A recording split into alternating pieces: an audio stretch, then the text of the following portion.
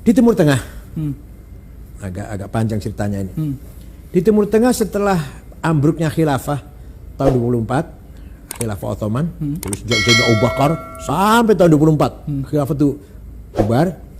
Khalifah terakhir Abdul Majid dibuang ke Jerman. Yang bubarkan khilafah ada seorang ideolog namanya Mustafa Kemal Atatürk, yaitu ingin menjadikan Turki modern, nasionalis, sekuler, 100% sekuler. Khilafah hilang, Turki berdiri menjadi negara nasional dan negara sekuler. Haji, negara tidak ikut campur. Mau haji mau tidak bukan urusan negara. Ya, agama enggak, dan lepas. Negara nggak ngurusin haji, terserah. Nggak ngurusin agama lah, nggak ngurusin agama. Walhasil itulah. Nah, ternyata gagal. Turki itu gagal. Hilangnya khilafah, umat Islam dalam keadaan di bawah penjajah. Inggris menjajah Irak, Mesir, Sudan, Prancis, Suriah, Lebanon, Aljazair, Tunis, Italia menjajah Libya, dan Belanda pun menjajah kita lah. Maka umat Islam yang dijajah itu tidak punya pemimpin, tidak punya induk. Nah, disitulah berdiri pertama kali partai politik Arab yang berideologi nasionalis, sekuler, sosialis, yaitu Partai Ba'ath, yang pendirinya namanya Michel Aflaq, orang beragama Kristen Ortodok dari Damaskus, menantunya Golda Meir, Perdana Menteri pertama Israel, itu dia menantunya. Maka menggembleng kader-kader Arab dari Irak, Hasan Bakr, dari Suriah, Abdul Karim Qasim, Mesir, Zakaria Muhyiddin, Muhammad Najib, Aljazair, Bin Bella, Tunis, Habib Bourguiba, Sudan, Ja'far Umeri. Nanti akan diteruskan oleh kader-kader seterusnya dari Irak, Saddam Hussein, dari Ramadan, Tariq Aziz, dari Suriah, Hafid Assad, Abdul Halim Khaddam, Said Muallim, dari Mesir nanti Muhammad Najib, Jamal Nasir, Anwar Sadat, dari Aljazair nanti bin Jadid, Shadir bin Jadid, Hawari Boumediene, dari dan seterusnya lah. Nah, ini mereka ini yang saya sebut namanya tadi semua adalah aktivis Ba'ath. Ba'ath yaitu nasionalis, sosialis, sekuler, bukan aktivis Islam. Ya, walaupun mereka beragama Islam, tapi geraknya, aktivitasnya, perjuangannya bukan lil Islam, bukan li ajlil Islam, bukan. Justru sekuler, Bu. Ya, sekuler. Melawan penjajah. Ringkas cerita, masing-masing merdeka kan, negara semua merdeka. Maka semua negara Arab nasionalis, sosialis, sekuler. Nah, sekutu kebakaran jenggot, karena ini yang merdeka ini di belakangnya semua Soviet ini, di belakangnya sosialis kan. Maka sekutu buru-buru bikin boneka, negara boneka. Ada satu keluarga, kakek, nenek, besan, mertua, pakde, paman, menantu. Jumlahnya 200.000 dari satu keluarga. Al-Khalifah jadi negara Bahrain. Ada lagi 200.000 dari keluarga Al-Thani jadi negara Qatar. Ada dua keluarga, keluarga Jabir, keluarga Sobah jadi negara Kuwait, 400.000. Ada 7 dusun, 7 kampung jadi negara Emirat. Itu Dubai, Abu Dhabi, Sharjah, Ajman, Rasul Ain, Fujairah. 7 lah, jumlahnya cuma 650. Sekarang aja jumlah penduduknya 2 juta, 80% pendatang. Yang asli cuma 20%. Sekarang ini sedepok itu. Iya. Nah ini negara bikinan sekutu. Kepentingannya? Nah, untuk mengimbangi negara yang tadi lahir itu Irak, Suriah, Mesir, Sudan yang sudah di belakang. Seperti negara hadiah seperti Brunei, Singapura, New Zealand itu semua negara hadiah dari Inggris semua kan. Nah, walhasil.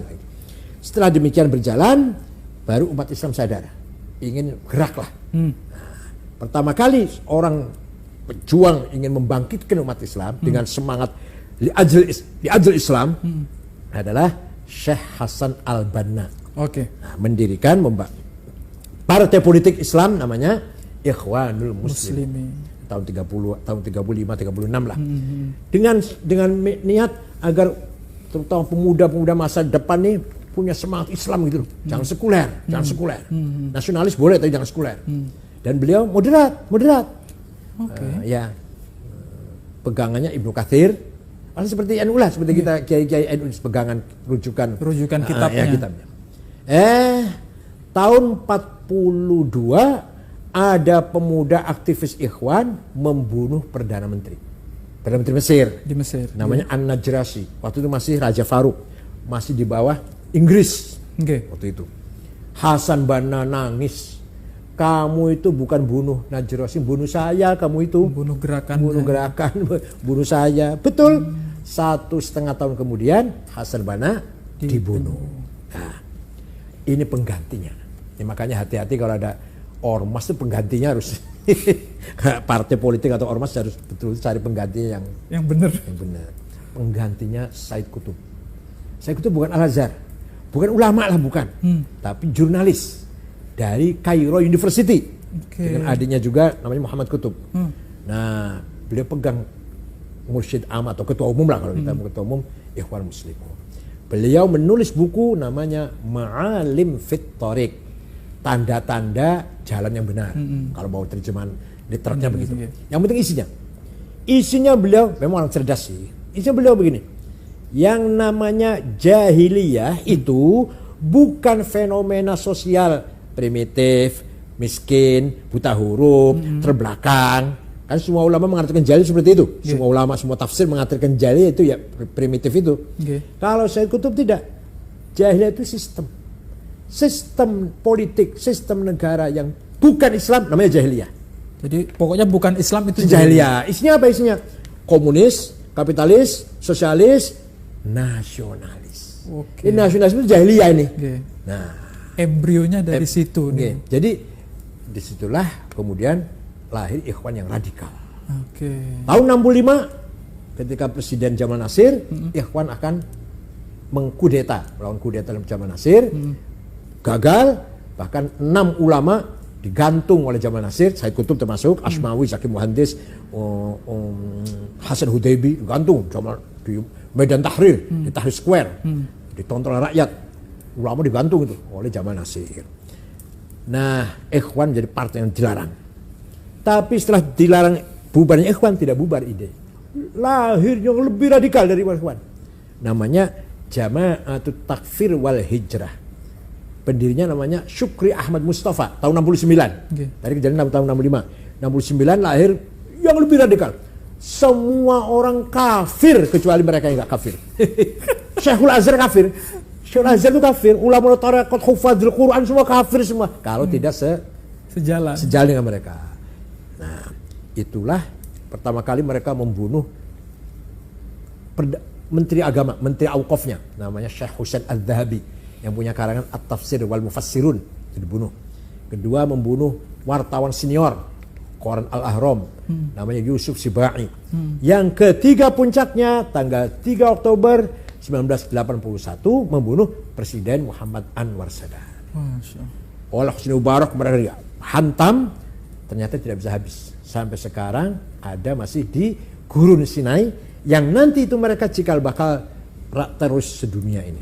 Dan mereka lah yang kemarin belum lama atau setengah tahun yang lalu atau berapa, belum 1 tahun belum, ngebom sholat Jumat di Rafah, Provinsi Arish, 600 jamaah Jumat mati semua. Kenapa ngebom? Kafir. Jadi sholat Jumat itu kafir. Dia cara berpikirnya luar biasa. Itu karena berbeda dengan mereka itu. Jadi lebih daripada Ikhwan. Kalau Ikhwan ingin syarat Islam gitulah. Ini enggak, takfir. Dan itu sampai ke kita, Bu ya? Iyalah itu. Nanti kan ISIS juga seperti itu.